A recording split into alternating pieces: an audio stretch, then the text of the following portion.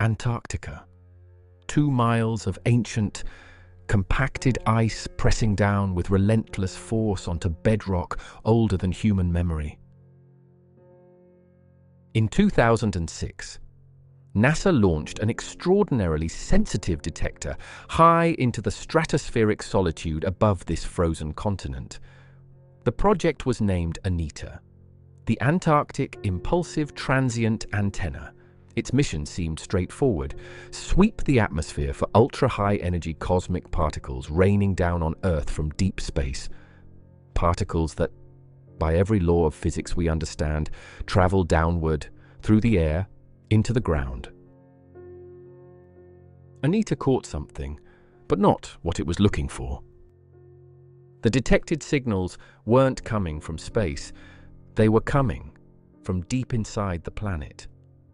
High-energy radio pulses were shooting vertically upward through 2 miles of solid, glacial ice. To understand how bizarre this is, imagine trying to explain a high-powered flashlight shining outward from inside a solid concrete wall. The geometry was wrong. The physics broke down. The immediate reaction of scientists was naturally skepticism. They reaching for standard explanations? Was it a trick of the ice, a reflection, bouncing cosmic rays back into the sky? That theory was tested rigorously. Across multiple flight campaigns, the anomalies persisted. Reflection models fell apart. In official publications, the case remained wide open. And then came the discovery beneath the ice sheet itself. Roughly 2.5 miles underneath the ice lies Lake Vostok, a body of water the size of Lake Ontario that hasn't seen a ray of sunlight in 15 million years. When Russian drilling teams finally reached the accretion ice above the lake, they extracted samples expecting simple water chemistry. Instead, they found genetic signatures that made no sense. Not fish, not catalogued microbes. They found genetic fingerprints so unfamiliar to modern science that they looked as if they belonged on an alien world. Science had no answer. Something beneath 2 miles of ice was radiating energy and hiding life that shouldn't exist. And before scientists could figure out what was down there, the military stepped in. August 26, 1946. The ashes of World War II had barely cooled, yet the United States Navy mobilized the largest fleet ever sent to the polar extremes. Operation High Jump. Fleet Admiral Chester Nimitz dispatched Task Force 68, an armada of 13 warships, an aircraft carrier, submarines, and 4,700 military personnel to a frozen wasteland.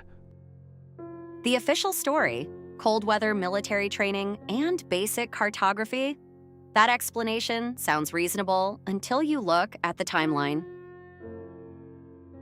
The expedition was built and provisioned for a 6-month campaign. Yet in late February 1947, nearly 2 months ahead of schedule, the entire fleet abruptly turned around and raced home. Aircraft were abandoned on the ice. Official reports were classified. Admiral Richard Byrd, returning from the ice, gave a cryptic interview warning that the United States needed to prepare for threats that could fly from pole to pole. Then he was silenced. 12 years later, on December 1st, 1959, world powers signed the Antarctic Treaty. Military activity was universally banned, but while celebrated as a victory for peace, the treaty created an ironclad bureaucratic quarantine. To this day, no private expedition, no independent ship, and no unmonitored aircraft can venture into the deep interior of East Antarctica without international permits and state oversight. The most isolated region on Earth, Dome A, sitting directly above the densest cluster of these subglacial anomalies, remains a logistical fortress. When explorer Chris Brown managed to reach the southern pole of inaccessibility in January 2023, it was treated as a staggering anomaly in a system designed to keep humanity away. Ask yourself the question the mainstream media ignored. Why send a naval armada to an empty continent? Why pull them out in panic? And why build an international treaty that locks down the interior of the ice sheet tighter than a nuclear facility? What? Were they quarantining? To answer that question, you don't look at classified government files. You look in the basement archives of the British Museum. Resting in the museum's vaults are thousands of broken clay tablets recovered from the library of King Ashurbanipal in Nineveh, dating back to the 7th century BC.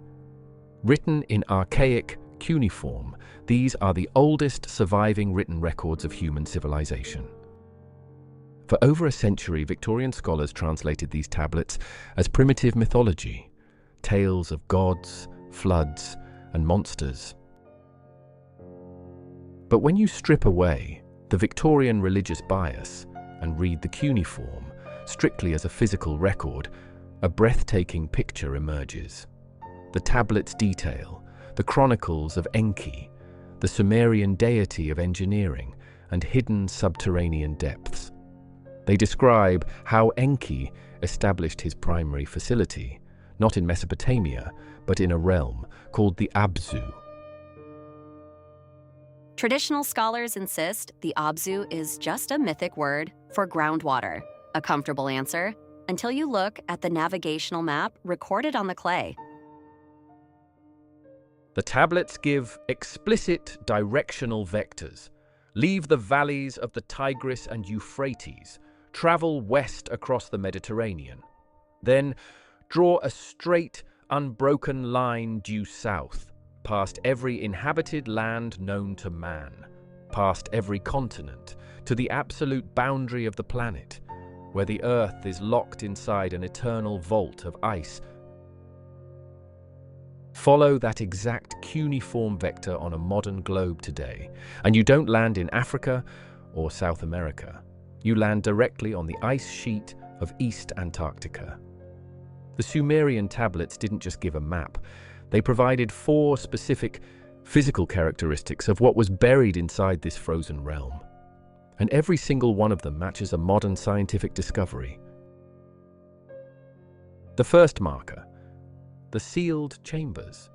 The cuneiform texts describe the Abzu not as an open sea, but as a vast network of liquid chambers locked beneath an impenetrable crust. The science, satellite radar, has now confirmed over 400 subglacial lakes buried beneath miles of ice, liquid water oceans trapped under immense pressure. The second marker, the alien water. The tablets describe a dark, ancient body of water that has been isolated since the beginning of time. The science, Lake Vostok. Isolated from our atmosphere for 15 million years, containing genetic code that doesn't match any known species on Earth. The third marker, the sunken mountains of stone. The Sumerians explicitly record that the Abzu is framed by massive, jagged alpine peaks, completely entombed within the frozen vault. The science. In 1958, Soviet radar discovered the Gamburtsev subglacial mountains, a mountain range the size of the European Alps with peaks rising to 9,000 feet, buried under up to 13,000 feet of solid ice. Imagine the European Alps completely encased in a block of ice unseen by human eyes for millions of years. That is the Gamburtsev range. The fourth marker, the energetic pulse. The cuneiform texts record that Enki anchored powerful constructs in the deep, that released periodic voices or energy pulses up through the Earth. The science.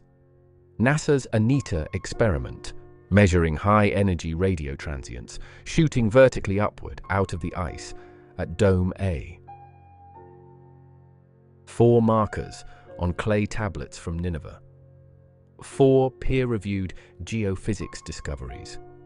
The tablets were not poetry, they were a planetary map. Connect the dots. An ancient cuneiform text maps a secret facility at the bottom of the world. In 1946, the US military sends a war fleet to those exact coordinates and flees early. In 1959, global powers sign a treaty locking down the continent under international quarantine. And today, NASA detectors catch energy signals pulsing up through 2 miles of ice from buried mountains no human has ever touched. We could try to retreat into the safety of coincidence. We could pretend that modern radar, NASA detectors, and 5,000-year-old clay tablets are just accidentally pointing to the exact same spot in East Antarctica. Or we can face the uncomfortable truth. Humanity is suffering from amnesia, and our ancestors left us a physical map disguised as mythology. Which leaves us with one final, terrifying reality. The Antarctic ice sheet is now melting, at a rate unprecedented in recorded history. The natural container that has held this subglacial realm frozen for millions of years is degrading. The question is no longer whether the Sumerians were telling the truth. The question is, what happens when the ice over the Abzu finally breaks, and whatever has been radiating energy in the deep is no longer sealed?